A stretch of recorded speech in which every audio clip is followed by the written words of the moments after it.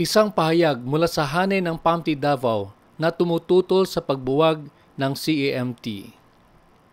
Kami na mga kasapi ng Philippine Association of Licensed Massage Therapists o ng PAMTI Davao ay nananawagan sa mga kinaukulan patungkol sa panukalang pagbuwag ng Committee of Examiners for Massage Therapy o CAMT ng Department of Health at TESDA.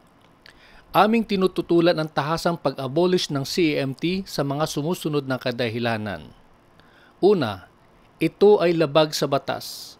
Ang Presidential Decree 856 or Code of Sanitation of the Philippines, Chapter 13 at sa mga kaakibat na Department of Health Administrative Order 2010-0034 na naglalayon sa maayos na pangangasiwa ng propesyon ng massage therapy sa bansa ay sa pamamagitan ng pagbibigay ng Certificate of Registration sa mga pumasa sa pamantayan na iginawad ng Kagawaran ng Pangkalusugan. Pangalawa, walang sapat na konsultasyon. Walang naganap na anumang konsultasyon sa mga kasalukuyang libo-libong mga licensed massage therapists sa bansa patungkol sa abolisyon na ito. Pangatlo, hindi makakabuti sa industriya. Walang maidudulot na mabuti sa industriya ng pagmamasahe kung hahayaan na lamang na testdan na ang buong mga ngasiwa sa pagsasanay at pagsusulit ng mga massage therapists at sa mga maging papel na lamang ng Kagawaran ng Pangkalusugan ay mag-issue na lamang ng massage license. Ano ang mangyayari kung wala ng check and balance sa ating pamahalaan? Sa lahat ng ito kami ay sumasang-ayon sa mga sumusunod. Una, pagbubuo ng panibagong Committee of Examiners for Massage Therapy o CAMT na siyang pinakikilos na isang totoong komite at hindi ng iisang tao lamang.